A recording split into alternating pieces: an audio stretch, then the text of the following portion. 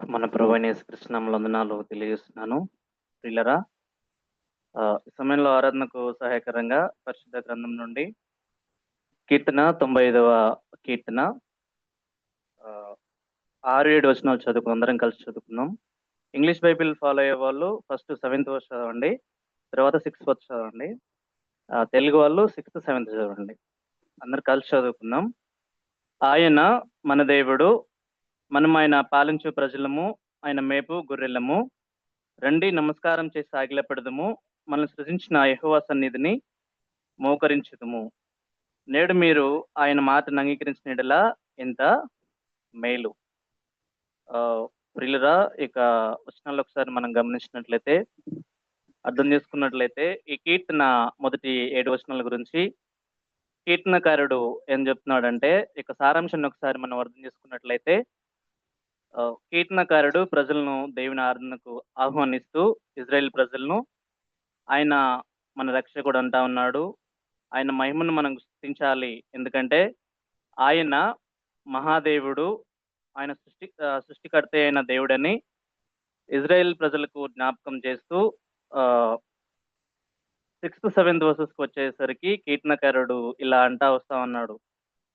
ఆయన మన దేవుడు, మనం ఆయన పాలించు ప్రజలము, ఆయన మేపు గొర్రెలమని అక్కడ కీర్తనకారుడు మరి ఇజ్రాయెల్ ప్రజలకు తెలియపరుస్తా వస్తా ఉన్నాడు అనమాట.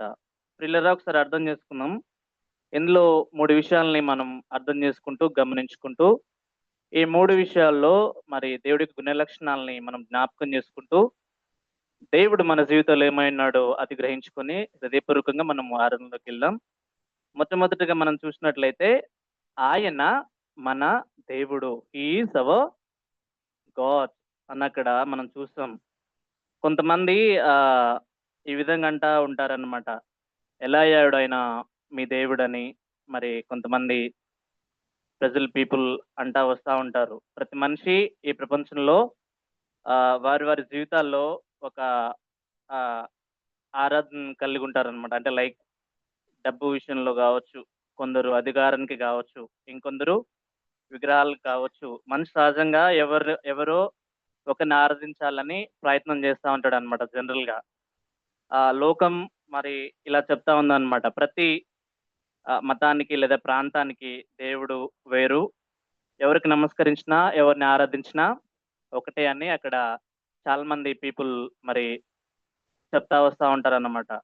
సైన్స్ కూడా ఈ విధంగా చెప్తా ఉంది. ఏమనంటే మనిషి యాదృచ్ఛికంగా పుట్టాడు, ఆరాధన అవసరం లేదు అని మరి సైన్స్ కూడా చెప్తా వస్తా ఉంటదన్నమాట. అంటే మనం అర్థం చేసుకోవచ్చు. బిగ్ బ్యాంగ్ థియరీ గురించి మనకందరికీ తెలుసు జనరల్‌గా.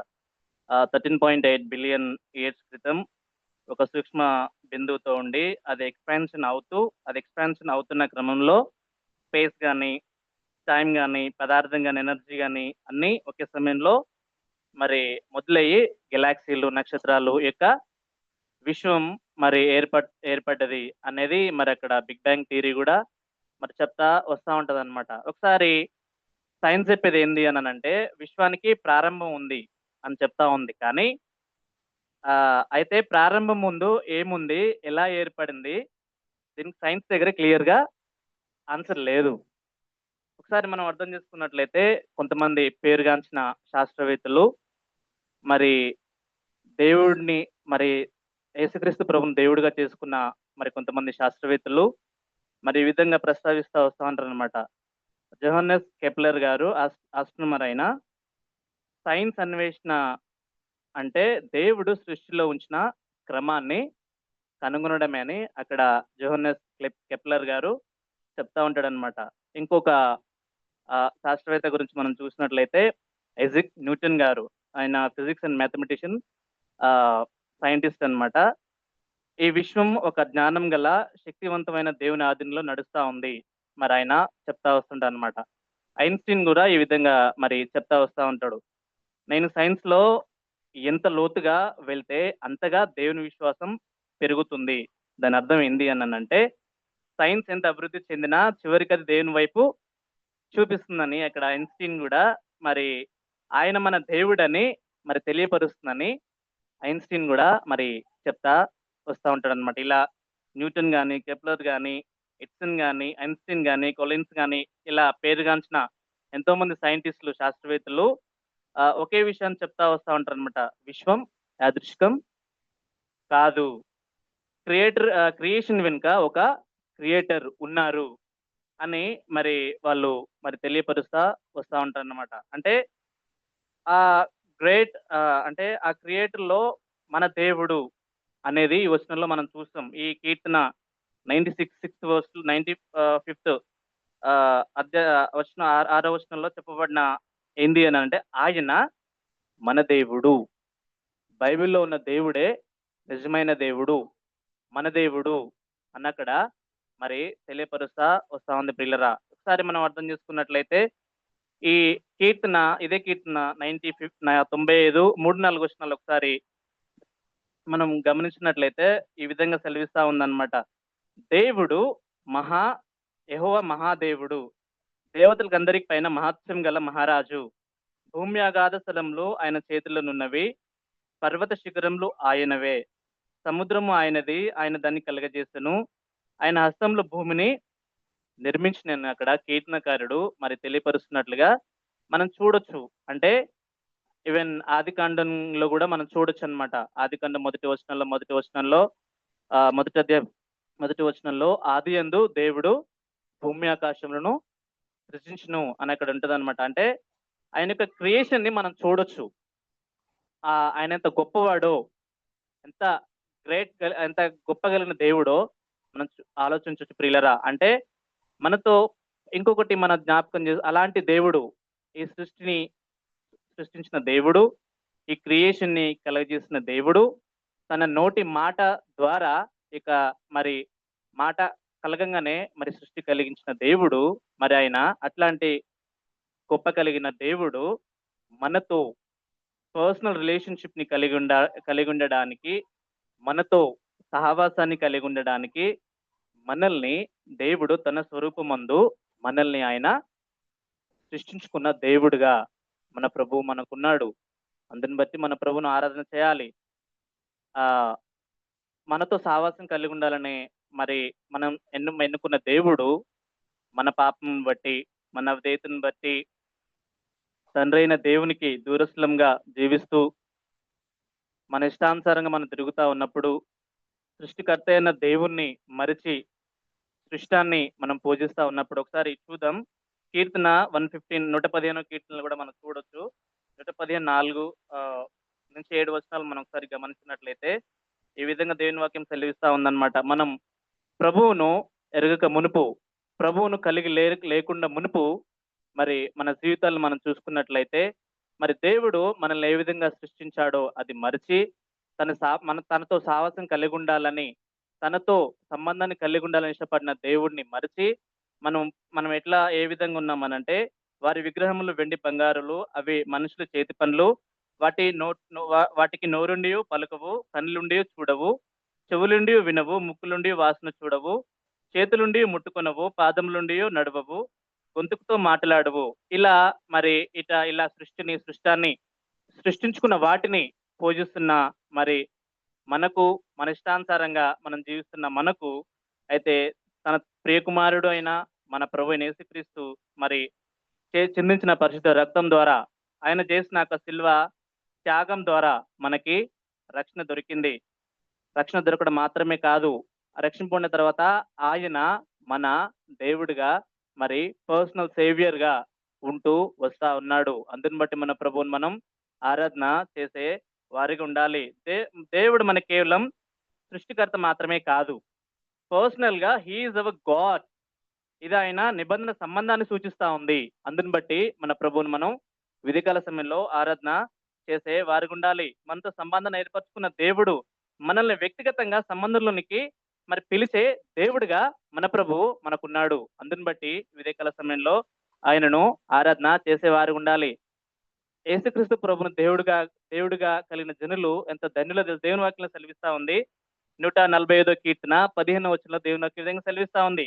యెహోవా అంట తమకు దేవుడిగా గల జనులు ధన్యులు అనక్కడ మనం దేవుని వాక్యం మనం చూడొచ్చు ప్రియులారా. వ్యక్తిగత సంబంధాన్ని కోరుకుంటున్న దేవుడుగా మన ప్రభువు మనకున్నాడు.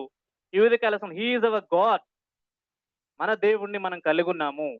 ఆ దేవుణ్ణి జ్ఞాపకం చేసుకుంటూ యేసుక్రీస్తు ప్రభువు ద్వారా మరి యేసుక్రీస్తు ప్రభు దేవుణ్ణి మనం కలిగి ఉన్నాం కాబట్టి ఉదయకాల సమయంలో నిజమైన దేవుణ్ణి, జీవం కలిగిన దేవుణ్ణి మనం కలిగి ఉన్నాం కాబట్టి ఉదయకాల సమయంలో ఎంతైనా సరే మనం ఆయనను ఆరాధన చేసే వారిగా ఉండాలి. దీంట్లో రెండవదిగా మనం చూసినట్లయితే ఆయన పాలించు ప్రజలంగా ఉన్నాం మనం.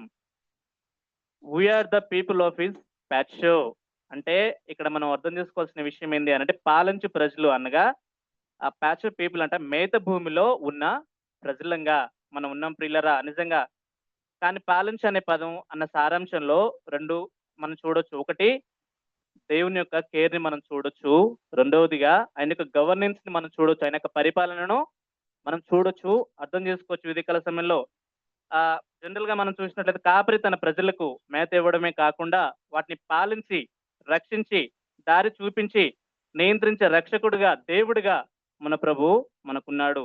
అందుని బట్టి మనం ఆయన్ను ఆరాధన చేసే వారికి ఉండాలంత మాత్రమే కాదు, ఆయన పరిపాలన చూసినట్లయితే, ఆయన యొక్క నాయకత్వం మనం చూసినట్లయితే నిజంగా దేన్ని ఒకే విధంగా సెలవిస్తా ఉంది. 22వ కీర్తన 28వ వచనంలో మనం చూసినట్లయితే రాజ్యము యెహోవాదే, అన్యజనుల్లో ఏలువాడు ఆయనే. చాలా మంది మరి ఈ విధంగా అనుకుంటా ఉంటారు. లోకంలో గొప్ప గొప్ప వ్యక్తులు అనుకుంటా ఉంటారు. పెద్ద పెద్ద పొజిషన్ లో ఉంటున్న వస్తా అనుకుంటే ముస్లిం కంట్రీస్ లో మనం చూసినట్లయితే రాజులుగా ఉంటా వస్తా ఉన్నారు. మన దేశంలో పిఎం ఇంకా మిగతా చాలా మంది కూడా ఉన్నత ఉన్నత పదవుల్లో ఉన్న వాళ్ళు అనుకుంటారు, నేను ఈ దేశాన్ని వెళ్తా ఉన్నా, నేను రాష్ట్రాన్ని వెళ్తా ఉన్నా, నా ఆధీనంలో ఉంది, నా అండర్లో ఉంది అని రకరకాలుగా అనుకుంటా ఉంటారు, వస్తా ఉంటారు. కానీ ఒకసారి మనం అర్థం చేసుకున్నట్లయితే నెబ్కద్నెజర్ యొక్క జీవితాన్ని ఒకసారి మనం గమనించి అర్థం చేసుకున్నట్లయితే ప్రియులరా, లాస్ట్ సండే బిఎస్ఎఫ్ అనే ప్లాట్ఫామ్ ద్వారా మేము నైట్ గ్యాదర్ అయ్యి జూమ్ మాధ్యమంలో మేము గ్యాదర్ అయినప్పుడు డానియేల్ 3-4 అధ్యాయాలు మేము డిస్కస్ చేస్తా ఉన్నాం అనమాట. డిస్కస్ చేస్తా ఉన్నప్పుడు అక్కడ ఒక క్వశ్చన్ ఏంది అని అంటే నెబ్కద్నెజర్ తో దేవుడు వ్యవహరించిన విషయాల ద్వారా మీరు దేవుని యొక్క ఏ గుణ లక్షణాలు వెల్లడి కావడం చూస్తా ఉన్నారని ఒక క్వశ్చన్ అనమాట అక్కడ.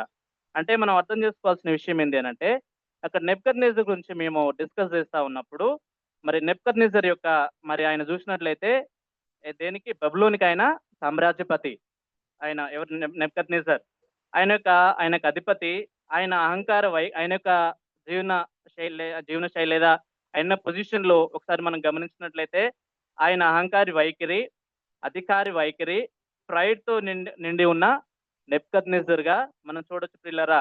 అట్లాంటి నెబ్కద్నెజరు మరి డానియేల్ వచ్చి కలభావాన్ని చెప్తా ఉన్నప్పుడు మరి ఎవరు చెప్పలేకపోతారనమాట. డానియేల్ వచ్చి ఆ కలభావం చెప్తా ఉన్నప్పుడు డానియేల్ ఒక మాట అంటే 4-26 వచనంలో ఒక మాట అంటాడు అనమాట.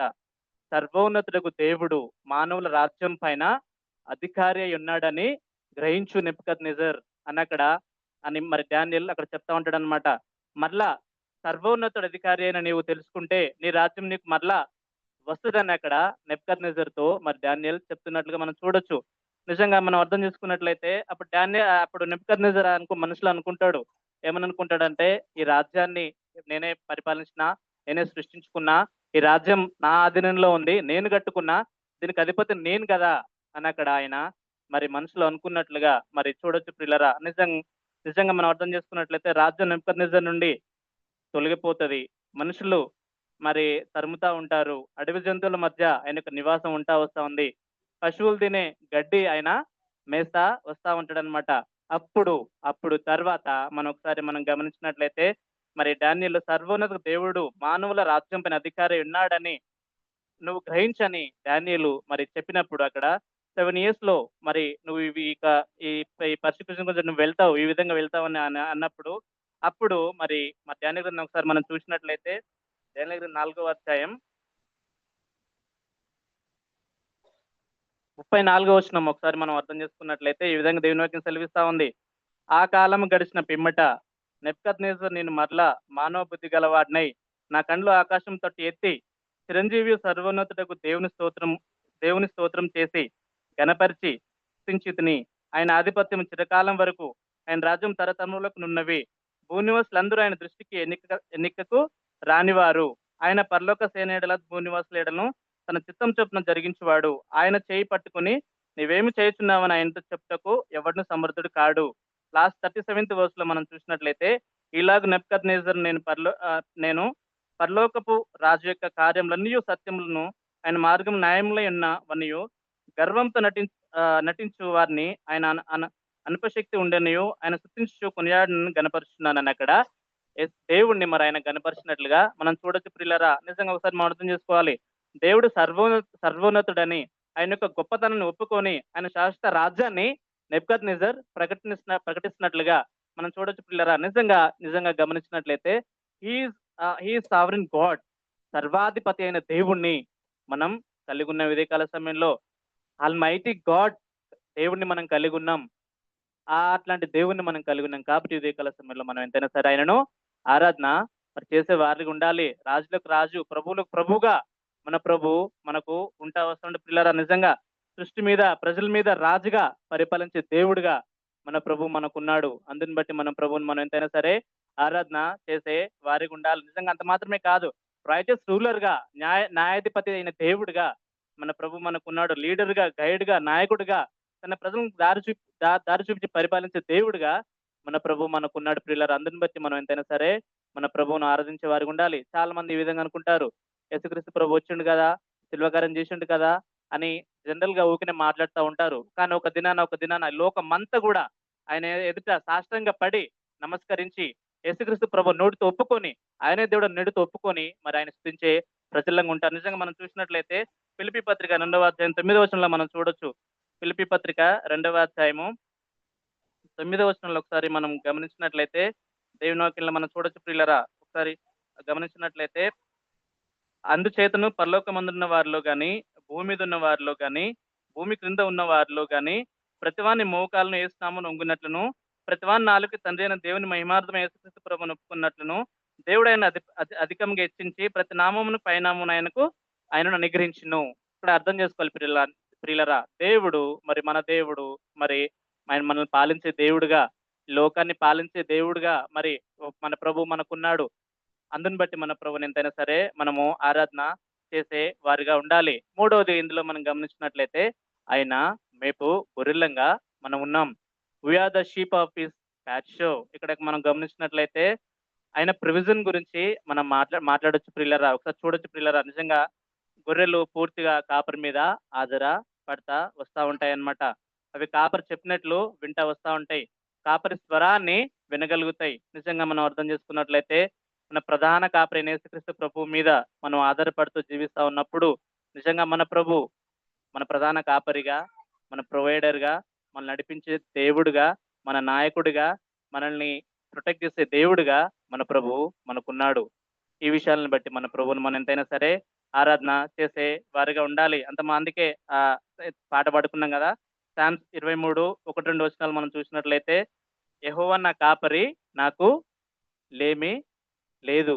నిజంగా దేవుడు మన ప్రధాన కాపరిగా మనకుంటా ఉన్నప్పుడు మన లేమిలో కలిమిలో whatever situations in our life, దేవుడు మనకి తోడుగా ఉంటూ మనల్ని బలపరుస్తున్న దేవుడుగా, మనల్ని స్థిరపరుస్తున్న దేవుడుగా, మనల్ని నడిపిస్తున్న దేవుడుగా మన ప్రభు మనకున్నాడు ప్రియులరా. అంత మాత్రమే కాదు, దేవుడు యోహాను సువార్త 10వ అధ్యాయం 11వ వచనం మనం చూసినట్లయితే, నేను గొర్రెలకు మంచి కాపరిని, మంచి కాపరి గొర్రెల కొరకు తన ప్రాణాన్ని పెడతాడు.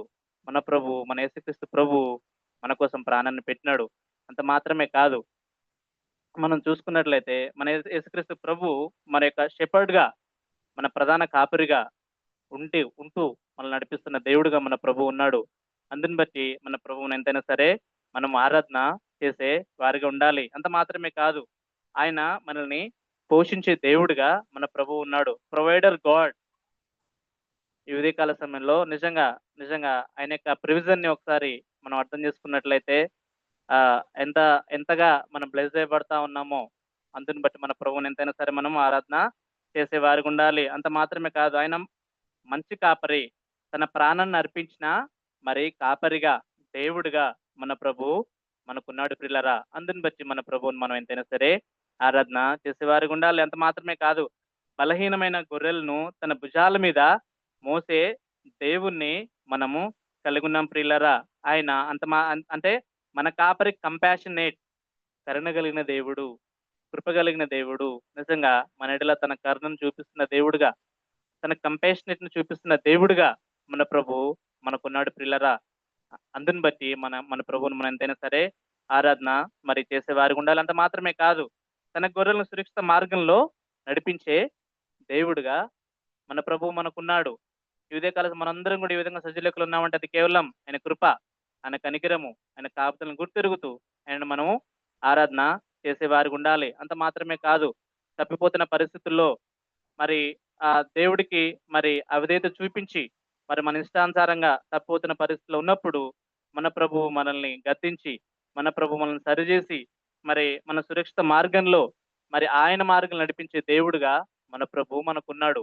అందుని బట్టి ఈ ఉదయకాల సమయంలో ఆయనను మనము ఆరాధన చేసే వారికి ఉండాలి ప్రియులారా. ఈ విషయాలన్నింటిని మనం జ్ఞాపకం చేసుకుంటూ దేవుడు మన జీవితాల్లో ఏమైనాడో అది గ్రహించుకొని ఆత్మతో, సత్యంతో, యథార్థ హృదయం కలిగి మనం ఆరాధన చేయాలి. అందుకే 90 95 7వ వచనంలో మనం చూడొచ్చు, కీర్తనకారుడు అదేమంటాడు, రండి నమస్కారం చేసి సాగిలపడదాము, మనల్ని సృజించిన యెహోవా సన్నిధిని మోకరించుదము, నేడు మీరు ఆయన మాటను అంగీకరించి ఎంత మేలని అక్కడ కీర్తనకారుడు మరి ఇజ్రాయేల్ ప్రజలకు మనకి మరి ఈ ఉదయకాల సమయంలో తెలియపరుస్తున్న దేవుడుగా మన ప్రభు ఉన్నాడు. ఉదయకాల సమయంలో ఈ 3 విషయాలను జ్ఞాపకం చేసుకుంటూ ఆయన మన దేవుడుగా ఉన్నాడు. ఆయన మనల్ని పాలించే దేవుడుగా ఉన్నాడు. ఆయన మన కాపరిగా ఉన్నాడు. ఈ 3 విషయాలను జ్ఞాపకం చేసుకుంటూ దేవుడు మన జీవితంలో ఏమైనది గ్రహించుకొని హృదయపూర్వకంగా ఆత్మతో, సత్యంతో, యథార్థ హృదయం కలిగి మనము ఆరాధన చేద్దాం. Thank you.